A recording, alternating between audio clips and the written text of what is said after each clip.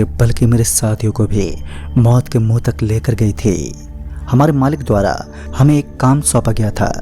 दरअसल हम 7 ड्राइवरों को अपने अपने ट्रक को लेकर रात के समय ही डिलीवरी करनी पड़ती, क्योंकि हमारे अंदर वो तजुर्बा था जिसके कारण हम लोगों को डर और खौफ का कोई अंदाजा तक नहीं होता। हम बेखौफ होकर आराम से ट्रक ड्राइव करते हैं और रात के सफ़र का आनंद भी लेते हैं। और हम सभी ड्राइवर के साथ एक एक हेल्पर भी काम करता था। और आज एक बार फिर हमें एक बहुत लंबी डिलीवरी करनी थी। शायद ये आज तक की सबसे बड़ी डिलीवरी थी। इस बार हमें जम्मू के लिए निकलना था। जम्मू जो हमारे यहाँ से बेहद दूर था। हमें इस काम को पूरा करने के लिए तकरीबन 6 दिन का वक्त लगने वाला था। फिर हम सब भी चल पड़े। एक तो आतंकवादियों से घिरा हुआ वो इलाका बड़ा ही वीरान लगता था। ऊपर से हमें इस बात का डर था कि कहीं कोई हमारे ऊपर हमला ना कर दे, क्योंकि वहाँ ट्रक ड्राइवर पर हमले की बात कुछ ज़्यादा ही सामने आती है। लेकिन एक बार फिर हम बेफिक्र होकर अपने ट्रक को ड्राइव करते हुए आगे की तरफ बढ़ने लगे। कहते हैं जब इंसान हद से ज़्यादा बेफिक्र होने लगता है तो उसके साथ कुछ ऐसी अनहोनी अवश्य होती ही है जो उसे इस बात का एहसास करवा देती है कि उसने जो भी किया वो बहुत गलत था। दूर दूर तक शराब का कोई नामो निशान नहीं था और बिना घूंट लिए आगे बढ़ना हमारे लिए बिना कदमों के चलने जैसा था। मेरे एक साथी ड्राइवर का फ़ोन आया जो इस समय सबसे आगे चल रहा था। उसने कहा, अरे भाई आगे ठेका नज़र आ रहा है और यहीं पर इकट्ठा होकर सब लोग एंजॉय करते हैं। पूरे दिन की भागदौड़ की वजह से शाम को थोड़ी बहुत पी लेना हमारे लिए बिल्कुल गलत नहीं था, क्योंकि हम सभी मजदूरी करते करते बुरी तरह थक जाते थे। अपने दोस्त की बात मानकर मैंने सभी ट्रकों को ओवरटेक कर दिया और आगे निकल गया। और आगे निकलने के बाद मैं सबसे पहले उसके पास पहुंचा तो वो पहले से ही तैयार था। उसने अपने हाथ में एक बोतल पकड़ रखी थी और फिर हम सभी उसी ढाबे के सामने बैठकर आराम से पीने लगे।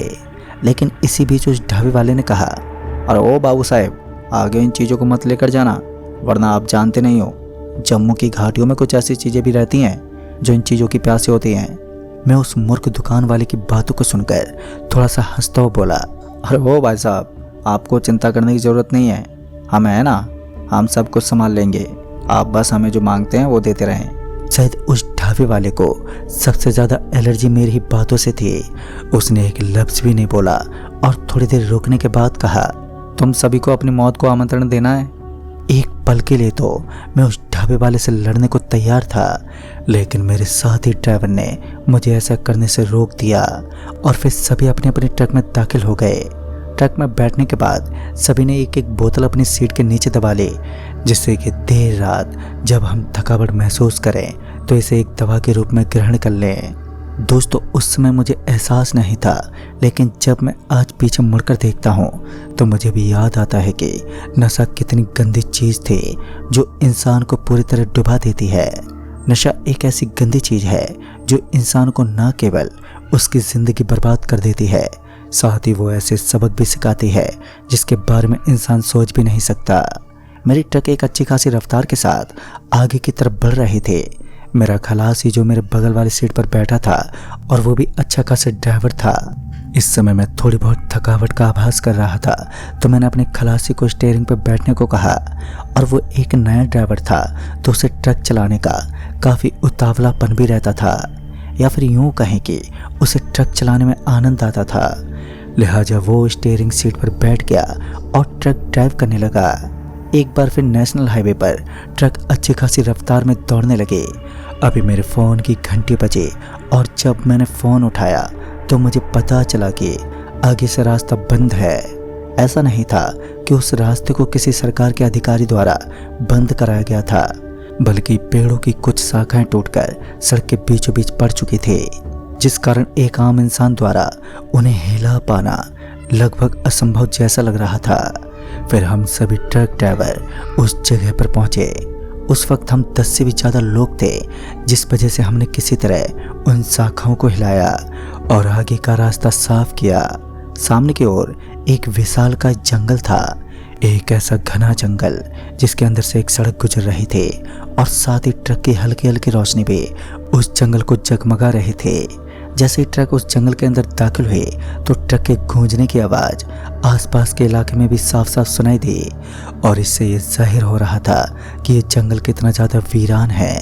उस जंगल के अंदर कुछ पेड़ तो पूरी तरह सूख चुके थे तो कुछ की हरियाली इतनी ज़्यादा थी कि उनकी छांव के नीचे पानी भी ना गिर सके। एक अजीब सा जंगल जो हरा भी था और सूखा भी। उस जंगल के अंदर एक अजीब सा सन्नाटा था, लेकिन फिर भी मुझे इन चीज़ों से कोई फ़र्क ही नहीं पड़ा। ऐसे ही चलते चलते जब मैं ट्रक की विंडो से थोड़ा बाहर देख रहा था तो अचानक मुझे एक बरगद के पेड़ के ऊपर कोई दिखाई दिया जिसकी आंखें बेहद तेज गति के साथ चमक रही थी। उसकी चमकीली आंखों को देखकर मैं थोड़ा सा सहम गया, क्योंकि आज से पहले मैंने कभी भी ना ही तो कोई ऐसा जानवर देखा था और ना ही मैंने कोई ऐसा परिंदा जिसकी दोनों आंखें चमक रही हों। ये सच में थोड़ा अजीब था। फिर मुझे लगा कि शायद हेडलाइट की रोशनी जैसे ही उसकी आंखों पर पड़ रही होगी तो उसकी आंखें चमक रही हैं, और यही सोचकर मैंने नज़रअंदाज कर दिया। उस जोरदार सन्नाटे के बीच मेरा खलासी जो इस वक्त ड्राइव कर रहा था अब उसके हाथ पैर कपकपाने लगे और ऐसा लग रहा था मानो उसने कुछ बहुत डरावना देख लिया हो। उसके शरीर में बड़ी ही जोरदार सनसनी सी मची हुई थी और उसका गला अब बैठ चुका था। वो कुछ बोलना तो चाहता था लेकिन बोल पाने में सक्षम नहीं था। मैंने मौके पर ही उसके शरीर को जांच लिया और फिर मुझे ये ज्ञात हुआ कि असल में उसने किसी भूत जैसी चीज़ को देखा है। तो मैंने उसे साइड वाली सीट पर बैठा दिया और खुद ड्राइव करने लगा, क्योंकि एक बड़ा अद्भुत जंगल था। एक ऐसा जंगल जिसके अंदर आज हम पहली बार सफ़र कर रहे थे और साथ ही हम अपनी ज़िंदगी में पहली बार कोई ऐसा जंगल देख रहे थे जिसके अंदर सड़क भी सही सलामत थी, लेकिन उसके अंदर से गुजरने वाली गाड़ी में साधनों की बहुत ही ज़्यादा कमी थी। इतने में हमारी ट्रक के करीब से कोई बेहद तेज गति के साथ एकदम से गुजर गया। ये कोई दूसरी ट्रक तो नहीं थी, लेकिन इतना कन्फर्म था कि जो भी था बड़ा ही तेज और अचंभित करने वाला था। शायद ये कुछ छोटी मोटी कार थी जिसकी स्पीड 150 से भी ऊपर की होगी।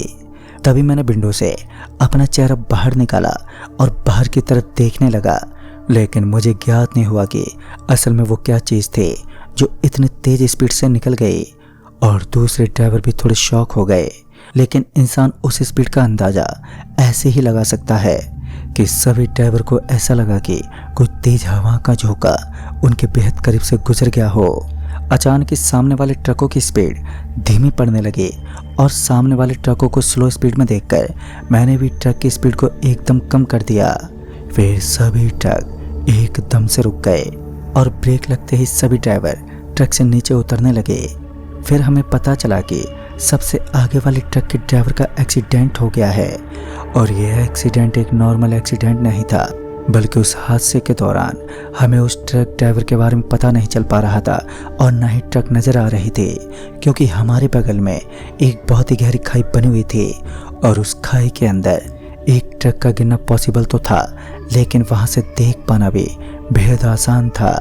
फिर मैं थोड़ा सा उस खाई की तरफ झुकते हुए नीचे देखने लगा तो मुझे एहसास हुआ कि उस खाई के अंदर कुछ चमक रहा है, कुछ ऐसा जो मैंने आज से पहले कभी नहीं देखा।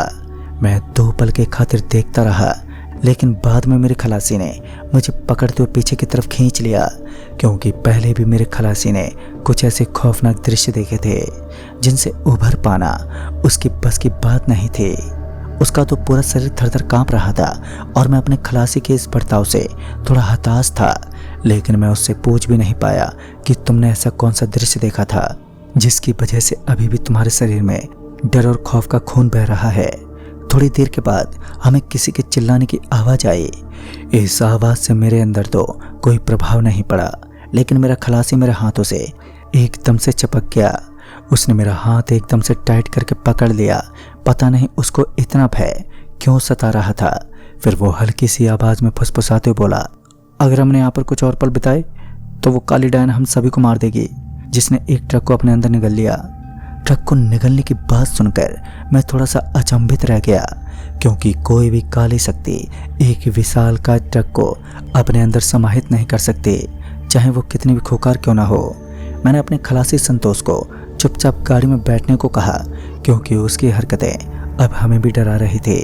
लेकिन उसने हमारी बात नहीं मानी और जिद्दी करने लगा कि बस हमें किसी तरह यहाँ से निकलना है, वरना सब खत्म हो जाएगा। लगातार 4 घंटे तक हम उस घने जंगल में इधर उधर भटकते रहे, लेकिन हमें कोई भी नहीं दिखा। हम अपने उस ट्रक ड्राइवर को ढूंढने में सारा समय व्यतीत कर रहे थे, लेकिन वो कहीं नहीं दिखा। पता नहीं वो अचानक ही कहाँ चला गया। हम सभी बुरी तरह हताश थे और इसी बीच हमें ऐसा एहसास हुआ कि हमारे चारों तरफ रोशनी का एक ऐसा प्रकाश फैला है जिसने कुछ दूरी को उजाले से भर दिया है। तभी हमारी नजरें सीधे बरगद के एक लंबे घने पेड़ पर गई तो मैंने देखा कि वहां पर एक जीव बैठा हुआ था जिसकी आंखों से वो तेज रोशनी चमक रही थी। फिर वो जीव अचानक उस पेड़ से नीचे गिर पड़ा। जैसे वो जमीन पर गिरा तो कुछ फटने की आवाज आई।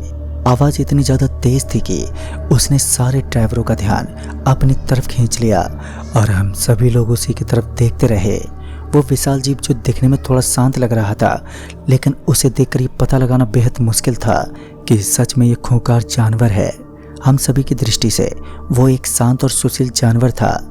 हमें लगा वो एक दिव्य शक्ति है, लेकिन कुछ जानवरों के अंदर इतनी अद्भुत शक्तियां होती हैं कि वो अपने रूप के साथ साथ अपने अंदर से तेज रोशनी का भी संचार करते हैं और लोगों को माया जाल में फंसा लेते हैं। और उसी दौरान मैंने अपनी दृष्टि को दूसरी तरफ फेर लिया, लेकिन फिर मुझे ऐसा एहसास हुआ कि सभी ड्राइवर अपना आपा खो बैठे हैं और उस जानवर की तरफ बढ़ रहे हैं। यानी कि जो मैंने सोचा था असल में वही हुआ। ये एक मायावी भ्रम था जिसने काफ़ी देर से सभी लोगों को अपने माया जाल में फंसा रखा था। और होश में आने के बाद मैंने उन सभी को अपनी अपनी आंखों के ऊपर हाथ देने को कहा, वरना आज हम सभी मायावी शक्तियों के एक ऐसे जाल में फंसने वाले थे जहां से बचना नामुमकिन होता है। अब उसने ये साबित कर दिया था कि वो कोई दिव्य शक्ति नहीं बल्कि एक डरावनी और खौफनाक मायावी ताकत है